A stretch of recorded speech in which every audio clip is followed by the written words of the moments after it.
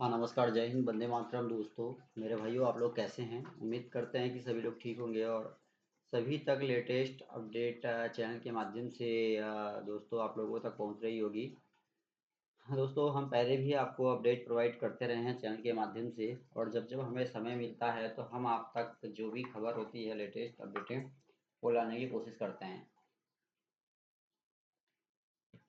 और स्पष्ट रूप से आप देख सकते हैं कि यहाँ पे मंत्रिमंडल सचिवालय में जो है वो बैठक होने जा रही है, और मुख्यमंत्री, उप मुख्यमंत्री, सभी मंत्रीगण बिहार के रहेंगे। राज्यपाल भी रहेंगे, प्रधान सचिव भी रहेंगे, पटना के विकास आयुक्त भी रहेंगे, प्रधान सचिव वित्त विभाग बिहार पटना भी रहेंगे।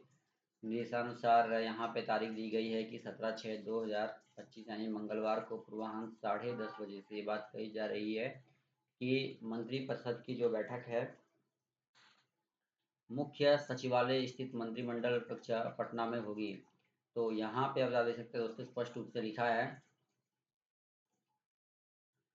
17/6/2025 मंगलवार को पूर्वाह्न लिखा है कि भाई मंत्रिपरिषद की बैठक मुख्य सचिवालय की मंत्रिमंडल कक्ष में आयोजित की जाएगी। यहाँ से स्पष्ट रूप से आप देख सकते हैं कि बैठक मुख्य सचिवालय में इसी मंत्रिमंडल कक्ष में होगी।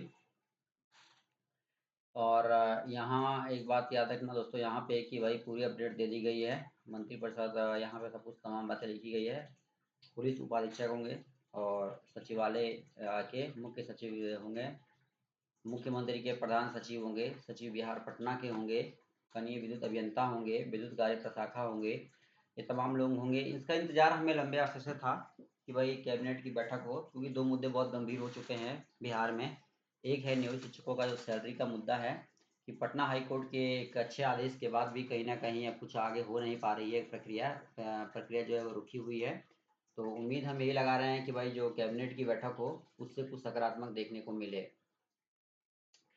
तो स्पष्ट रूप से एक बात क्लियर हो चुकी है, सरकार के अपर सचिव तमाम लोग जो है वो मौजूद रहेंगे और सफलतापूर्वक जो है ये बैठक संपन्न होनी चाहिए। मेन दो मुद्दों पर मुहर लगनी चाहिए: नियोजित शिक्षकों की मांग, सैलरी, सेवा निरंतरता पर ये बात कह दी गई थी, और आज कहीं ना कहीं वेतन का पैकेज भी जो है वो दे दिया गया है।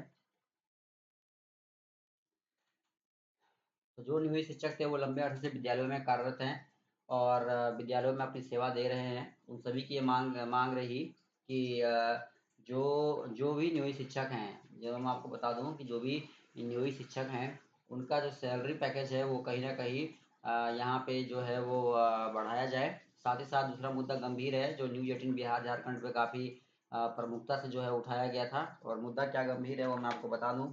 मुद्दा ये है कि भाई सप्लीमेंट्री रिजल्ट जो है वो जारी होना चाहिए शिक्षकों का। वो मांग कर रहे हैं, लंबे अरसे से धरना प्रदर्शन और आंदोलन चल रहा है कि TRE 3 का जो रिजल्ट है वो जारी किया जाए।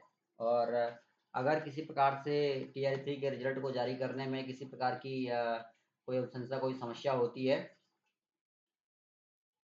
तो तेज गति से जो है वो कार्रवाई जो है वो की जाएगी। जिस अनुसार ये तमाम बातें क्लियर कर दी गई हैं और तमाम बातें यहाँ पे दे दी गई हैं। और तारीख यहाँ पर जो पड़ी है आप देख सकते हैं, 10 जून 2025 की तारीख यहाँ पे पड़ी है। सूत्रों के हवाले से बड़ी खबर है कि अनुकंपा नियुक्ति नियमावली पर लग सकती है मुहर, कैबिनेट की बैठक में प्रस्ताव पर स्वीकृति की पूरी है संभावना। लो भाई, एक और गंभीर मुद्दा आ गया। और मुद्दा क्या है आपका कि बस सूत्रों के हवाले से बड़ी खबर है कि अनुकंपा यानी कि नियुक्ति जो नियमावली पर लग सकती है मुहर, कैबिनेट की बैठक में प्रस्ताव पर स्वीकृति की पूरी है संभावना। देख सकते हैं यहाँ पे दोनों पदों के लिए अलग अलग नियमावली होगी तैयार। स्वीकृति मिलने के तुरंत बाद शुरू हो जाएगी बहाली की प्रक्रिया। तो भाई बहाली की प्रक्रिया तो आपको शुरू करना ही है। कैबिनेट की बैठक जो है बहुत ही मतलब कह सकते हैं कि भाई ये उम्मीद और आशा जो है वो लगाई जा रही है कि भाई आज कैबिनेट की बैठक से कुछ बेहतरीन मिलने को मिले हमें। बेहतरीन की मांग है, क्योंकि नियोजित शिक्षक जो है वो विद्यालयों में तो लंबे अरसे से कार्यरत हैं, लेकिन कहीं ना कहीं नियोजित शिक्षक जो हैं हम आपको बता दें कि भाई एक समस्या को लेकर जी रहे हैं। लंबे अरसे से विद्यालयों में कार्यरत हैं और लंबे अरसे विद्यालयों में कार्यरत रहने के कारण कहीं न कहीं हम कह सकते हैं कि भाई नियोजित शिक्षक जो हैं वो उनका मुद्दा गंभीर हो चुका है। गंभीर इसलिए भी ये मुद्दा हुआ है कि नियोजित शिक्षकों को समय पे जो है अच्छा सैलरी पैकेज जो है वो नहीं दिया जा रहा है। तो कहीं न कहीं स्पष्ट रूप से तमाम बातें जो है वहाँ पे क्लियर कर दी गई है और स्पष्ट रूप से कैबिनेट की बैठक कुछ सकारात्मक देखने को मिले। माँग है बीपीएससी टीआरई 1 और टीआरई 2 के 253 शिक्षकों ने सेवा से दिया त्याग पत्र। अरे भाई, त्याग पत्र देने की क्यों आवश्यकता पड़ी? आप फर्जी तरीके से सिस्टम में घुस जाते हो और बाद में आप पे कार्रवाई की जाती है, तो फिर आपकी सेवा जो है वो निरस्त कर दी जाती है। बीपीएससी टीआरई 3 के लिखा है कि 1000 से अधिक शिक्षकों की टेक्निकल ज्वाइनिंग हुई पूरी। टीआरई 1 के 204 और टीआरई 2 के 49 शिक्षकों ने छोड़ी नौकरी, ये बात कही जा रही है। तमाम अपडेट दिया है। टीआरई 1 टीआरई 2 के तहत बहाल होकर गोपालगंज में प्रतिस्थापित कुल 253 शिक्षकों ने अब तक सेवा से त्याग पत्र दे दिया है। त्याग पत्र देने वाले शिक्षकों में से अधिकतर वे हैं जो कि टीआरई 3 परीक्षा में उच्च कक्षाओं के लिए सफल हुए हैं।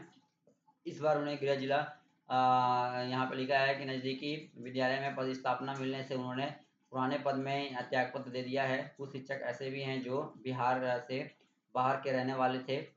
और आप देख सकते हैं यहाँ पे स्पष्ट रूप से तमाम बातें क्लियर की जाती है कि बीपीएससी टीआरई 1 टीआरई 2 के 253 शिक्षकों ने सेवा से दिया है त्याग पत्र। अब एक क्लिक में शिक्षक जानेंगे वेतन भत्ता निर्धारण, वेतन का भुगतान का अपडेट।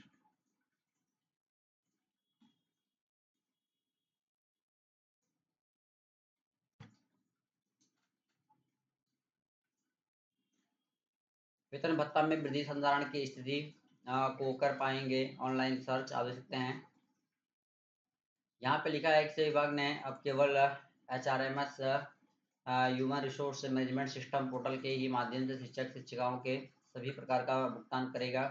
इतना ही नहीं, जिला वर्ग के शिक्षक शिक्षिका अब एक क्लिक में अपने वेतन भत्ता का निर्धारण, भुगतान और सेवांत लाभ जो है प्राप्ति का अपडेट ले सकेंगे।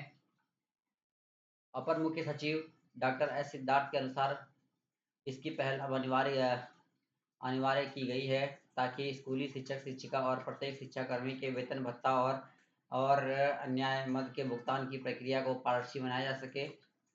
एक क्लिक पे कहा जा रहा है कि शिक्षक जानेंगे वेतन भत्ता निर्धारण, ये तमाम चीज़ें जो है वो यहाँ पे जो है पूरी की जा रही है। बस एक क्लिक होगा, शिक्षक जानेंगे वेतन भत्ता निर्धारण का और भुगतान का अपडेट। यहाँ पे पूरी बात कही जा रही है कि क्लिक में शिक्षक जानेंगे वेतन भत्ता निर्धारण और वेतन भुगतान को लेकर शिक्षकों को अपडेट भी नहीं मिल पाती है, तो ये भी अच्छी खबर है कि भाई उन्हें अपडेट भी जो है तुरंत गति से मिल जाएगी। तो शिक्षक जानेंगे वेतन भत्ता निर्धारण कैसे होगा, भुगतान की प्रक्रिया क्या होगी, तमाम प्रक्रियाओं से रूबरू होंगे और उनके लिए कुछ ना कुछ बेहतर जो है वो आगे किया जाएगा। एक मांग पे देख सकते हैं आप, सभी लोग टिके हुए हैं और मांग ये है कि भाई जो नियोजित शिक्षक है उनके वेतन भत्ता निर्धारण और तमाम प्रक्रिया जो है वो जल्द से संपन्न की जाए। लंबे अरसे से मांग रही है नियोजित शिक्षकों की कि उनका वेतन जो है निर्धारण किया जाए। और साथ ही साथ एक बात और बता दूं कि वेतन संरक्षण पर भी ये बात कही गई थी कि 2.5 लाख भी शिक्षकों को मिलेगा सेवानिवृत्ता का लाभ और विसंगति का निराकरण होने पर बढ़ेगा वेतन का पैसा। तो वेतन के पैसे को बढ़ोतरी के लिए अपडेट तो आ रही है, लेकिन वेतन का पैसा जो है बढ़ नहीं पा रहा है, ये बड़ी दिक्कत की समस्या आ गई है। राज्य सरकारी स्कूलों में कार्यरत तकरीबन 2.5 लाख भी शिक्षकों के सेवानिवृत्ता का लाभ जो मिलेगा उससे उनके वेतन में विसंगति दूर होगी। सेवानिवृत्ता का लाभ मिलने से वेतन में विसंगति दूर होने से वे शिक्षकों के वेतन की राशि बढ़ जाएगी। और यहाँ पे आप देख सकते हैं एक बड़ी अपडेट आ गई है, आपत्तियों की समीक्षा होगी। आपत्तियाँ सही पाए जाने पर संबंधित शिक्षकों के वेतन का पुनर्निर्धारण होगा, साथ ही उन्हें वेतन मद की बकाया राशि का भी भुगतान किया जाएगा। तो ये तमाम बातें जो है वो क्लियर कर देगी। 2.5 लाख शिक्षकों को मिलेगा सेवानिवृत्ता का लाभ, ये बात जो है वो कही जा रही है। दोस्तों वीडियो को शेयर कीजिए, लगातार चैनल के माध्यम से प्यार बना के रखिएगा, क्योंकि TRE पर भी सीएम नीतीश कुमार बड़ा फैसला सुना सकते हैं। साथ ही साथ नियोजित शिक्षकों के भाई का बड़ा फैसला भी देखने को मिल सकता है।